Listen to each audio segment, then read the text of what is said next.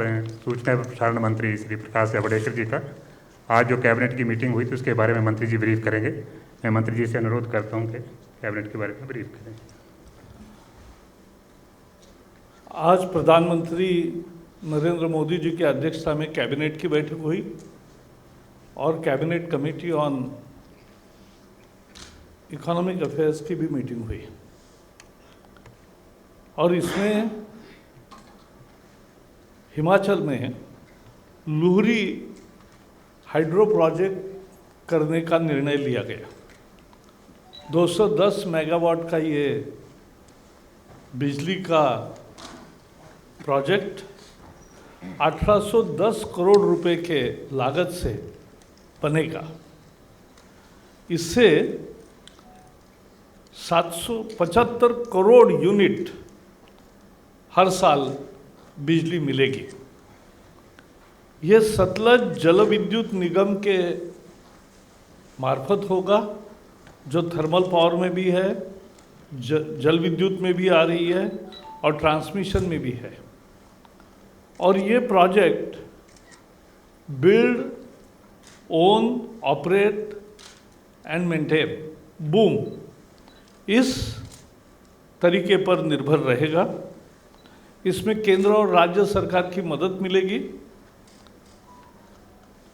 इससे बड़ा फायदा है कि ये रिन्यूएबल एनर्जी है, हाइड्रो प्रोजेक्ट है, तो कार्बन एमिशन नहीं होता और उतनी बिजली पैदा करने के लिए जो कार्बन एमिशन होता कोयले से करने में, वो 6 लाख टन का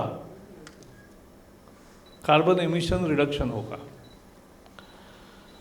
तो ये बहुत महत्वपूर्ण है। इससे 2000 लोगों को प्रत्यक्ष और अप्रत्यक्ष रोजगार के अवसर मिलेंगे। हिमाचल को 1140 करोड़ रुपए की बिजली मुफ्त मिलेगी और जो प्रकल्प बाधित है उन लोगों को 10 साल के लिए हर एक परिवार को 100 यूनिट बिजली मुफ्त मिलेगी। तो ये सबके फायदेमंद एक नया इंफ्रास्ट्रक्चर प्रोजेक्ट आज मंजूर किया है, इसका अहम महत्व है। 4 समझौते भी हुए, 3 मेमोरेंडम ऑफ अंडरस्टैंडिंग है और एक एग्रीमेंट है। भारत और इजरायल के बीच में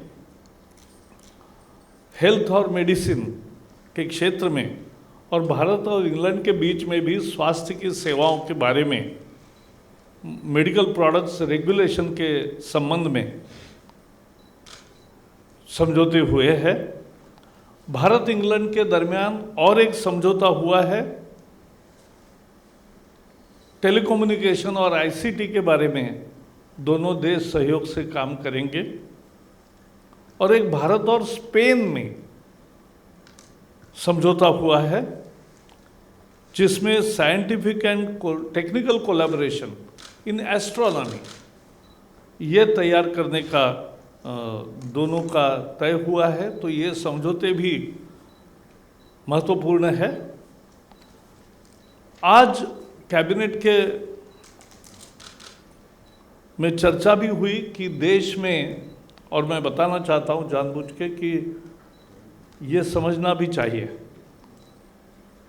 कि पिछले दिनों में अर्थव्यवस्था फिर से पटरी पर लौट रही है, इसके अनेक संकेत मिले हैं। बिजली की मांग 12% बढ़ी है और आपको पता है इस बार अगस्त, सितंबर, अक्टूबर में जब खेती में ज़्यादा बिजली खपत होती है, इस साल बारिश के कारण नहीं हुई। तो अच्छी बारिश के चलते बिजली की मांग खेती क्षेत्र में कम रहने के बावजूद, और रेलवे की मांग भी अभी पूरी सर्विस शुरू नहीं हुई है और कुछ जगह बाधित भी है व्यवस्था, और इसलिए बिजली की मांग कम होने के बावजूद भी मांग 12% बढ़ी है। इसका मतलब उद्योगों में बढ़ा है। तो ये एक बड़ा अच्छा संकेत है। जीएसटी पिछले साल के अक्टूबर में जितना मिला था उससे ज़्यादा 1,05,000 करोड़ रुपए अक्टूबर महीने में प्राप्त हुआ। एक तरह से सभी क्षेत्रों में एक सतत मांग का विकास, सस्टेनेबल डेवलपमेंट इन डिमांड, ये नज़र आ रही है। जो इनपुट यूज़ करते हैं उत्पादन के लिए, उसकी खरीद भी बढ़ी है। यानी उत्पादन बढ़ने का प्लानिंग है और उत्पादन बढ़ रहा है, इसके लिए ज़्यादा माल खरीद हो रही है, उसका इनपुट, ये बहुत महत्वपूर्ण है। स्टील और अन्य क्षेत्रों में एक्सपोर्ट भी बढ़ा है और मांग भी बढ़ी है। डिजिटल ट्रांजैक्शंस अब 200 करोड़ के पार तो यूपीआई के ट्रांजैक्शंस हो गए। रेलवे फ्रेट माल ढुलाई में भी आय बढ़ी है और पंजाब में रोकी गई है, तो भी देश भर में माल ढुलाई बढ़ी है। सेकंड क्वार्टर ग्रोथ जो बोलते हैं, अप्रैल टू और जून के बाद जुलाई, अगस्त, सितंबर, दूसरे क्वार्टर की वो ग्रोथ भी बहुत अच्छी है। जितने रिजल्ट्स सामने आ रहे हैं लिस्टेड कंपनियों के, टर्नओवर बढ़ा है, प्रॉफिट्स भी बढ़े हैं, इन्वेस्टमेंट बढ़ी है, एफडीआई भी बढ़ा है। तो अर्थव्यवस्था के एक ऐसे संकेत सब क्षेत्रों से मिल रहे हैं कि अर्थव्यवस्था बहुत जल्दी पटरी पर लौट रही है। So friends, today Cabinet met under the chairmanship of Prime Minister Narendra Modi. In Cabinet Committee on Economic Affairs, a major decision to start 210 megawatt Luhari hydro power project was taken. This is with the investment of 1,810 crore rupees. This will generate, every year it will generate 75 crore units. This will be done by Satluj Jal Vidyut Nigam on the principle of BOOM, build, own, operate and maintain. This will be supported by central and state governments. This will be completed in 5 years and the electricity generation will start from there on. This is because it is a renewable energy, it's a clean energy. It ultimately impacts into reduction of carbon emissions. It will provide jobs to 2,000 people, and Himachal will get free power to the tune of 1,140 crore rupees. And project affected persons, the families, will get 100 units per month for 10 years. So that will be. We have also passed today one agreement and 3 MOUs between India and Israel, India, England on the health sector, and India, England on the cooperation in the field of telecommunication and ICTs, and India and Spain in the field of astrophysics. So this is important. It was also discussed that the economy is coming on track at a more speed than expected. There are many indicators which are very positive. GST collection in October, which is more than the October last year, is 1,05,000 crores. The power demand has increased by 12%. And as you know, this year the demand for power from agricultural sector was less because of very good rains and because of agitations and not fully operational railway demand for power was also less. Despite these two facts, 12% increase in power indicates a complete return to normalcy on the production sector in major sectors. There is a sustainable development of demand in all fields. The input purchase for manufacturing is rising. The steel and other sectors are witnessing growth both in export and demand. Digital transactions have increased exponentially. Railway freight in October has increased by 15%, despite, as I said, that stoppage of railway at some places. Second quarter growth of listed companies, where profits and turnover both are increased. Investment FDI, that also both indicators have increased. So thus, it is very clear that our economy is coming on track despite the pandemic we have gone through and the world has experienced. That's all from my side. Any questions? धन्यवाद sir.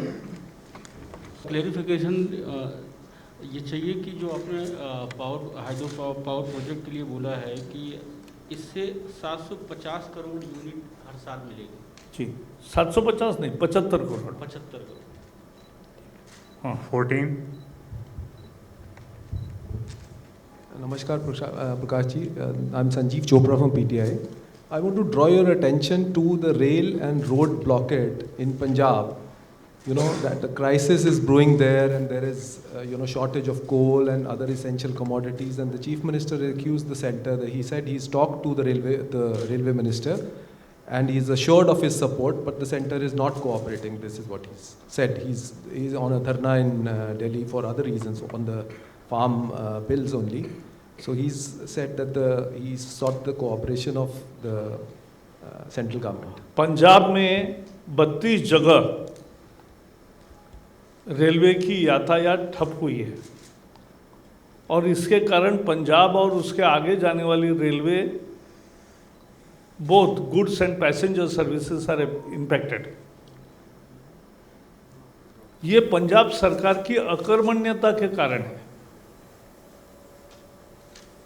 Essentially, law and order is responsibility of state government. It can have dialogue with farmers and solve the matter, but they have not done. केंद्र ने कुछ नहीं अन्याय किया। जितनी बिजली उनको कोटे से मिलती है, सेंट्रल कोटे से, उतनी पूरी की पूरी बिजली केंद्र सरकार मुहैया करा रही है, सुनिश्चित कर रही है। और जैसे मैंने कहा, देश के अन्य हिस्सों में मांग बढ़ी है, फिर भी कर रहे हैं। और दूसरा मुद्दा क्या था? आंदोलन पंजाब में ही चालू है और उसका मुद्दा था एमएसपी, उसका मुद्दा था एपीएमसी। अब दोनों में प्रोक्योरमेंट हुई है और पिछले साल के तुलना में पंजाब के किसानों ने ज़्यादा धान मार्केट में लाया है और एमएसपी के आधार पर, जो बढ़ी हुई एमएसपी है उसके आधार पर खरीद की है, बेची है। पिछले साल 122 लाख मीट्रिक टन इतना धान पंजाब में किसानों ने बेचा था और सरकार ने खरीद की थी। इस साल अभी तक, कल तक 158 lakh metric tonne, it's nearly 25% increase. तो ये 122 लाख मीट्रिक टन से 158 लाख मीट्रिक टन, इतना ज़्यादा धान किसानों ने बेचा है। तो किसानों ने तो पंजाब में जो लक्ष्य था कि कितना धान खरीद होगा, उसका 95% तो हो गया। तो इसका मतलब किसानों ने तो दिया है। अब कुछ राजनीतिक आंदोलन चलेगा तो उसको डील करना और उसको समझाना और रेलवे ट्रैक खाली करना, ये राज्य सरकार की जिम्मेवारी है। राज्य सरकार का ये कहना कि कुछ चीज़ों के लिए अलाउ किया है, ये कैसे तय होगा? क्या आप वहन कर रहे हो? कुछ ड्राइवर को, गार्ड को हो गया, मालगाड़ी में केवल 2 ही लोग होते हैं, तो ऐसे कैसे होगा? ट्रैक खाली हो और सभी किसानों से बात करके सरकार ढंग से तैयारी करे कि भाई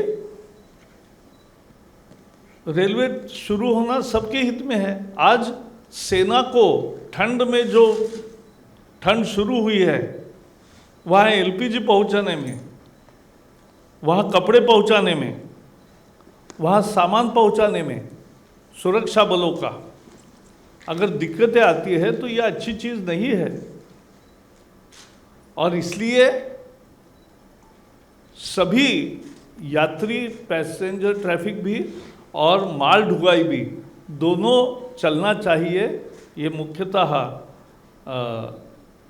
राज्य सरकार की जिम्मेवारी है, जो किसानों से संवाद करके, क्योंकि किसानों ने तो 158 लाख टन धान बेचा है। तो वो तो मार्केट में आए हैं, उनको एमएसपी मिला है, बढ़ा हुआ एमएसपी मिला है।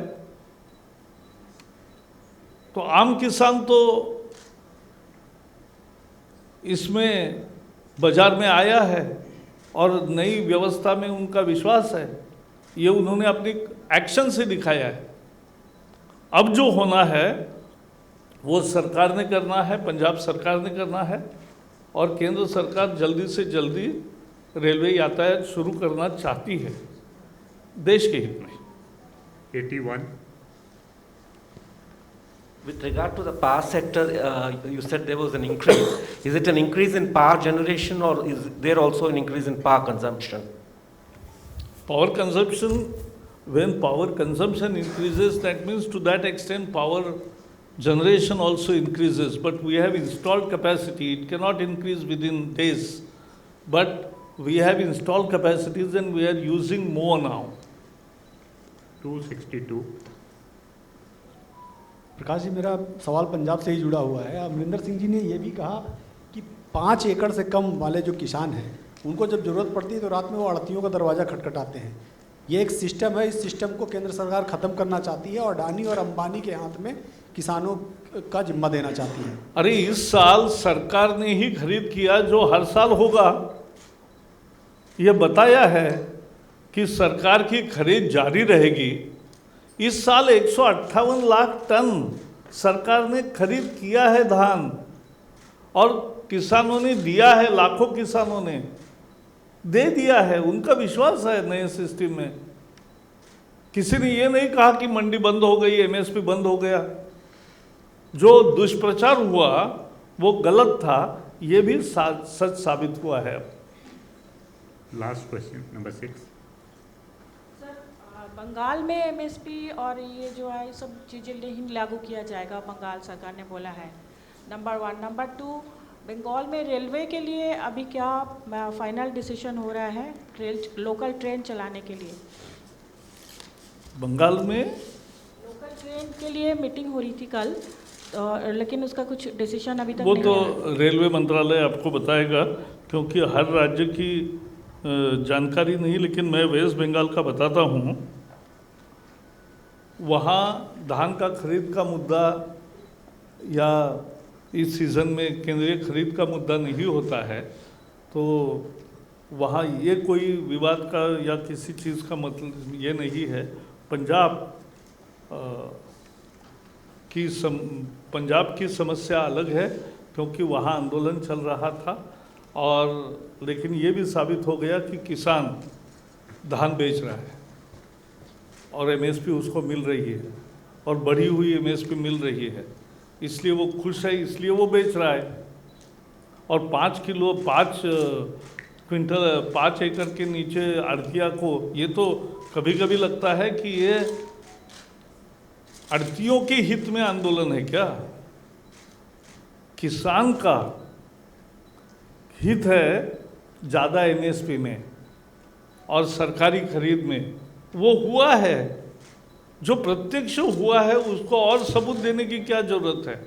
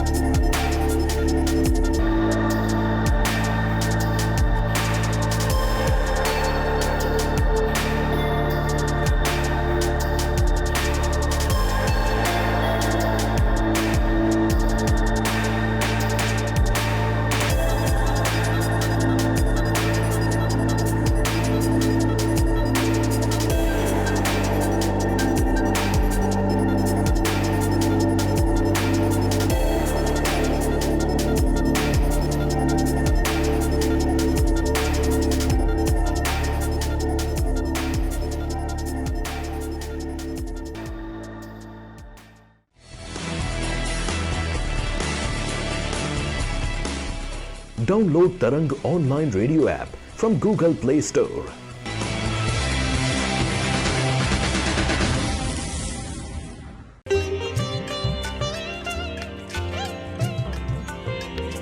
You are listening to Tarang Devotional Online Radio.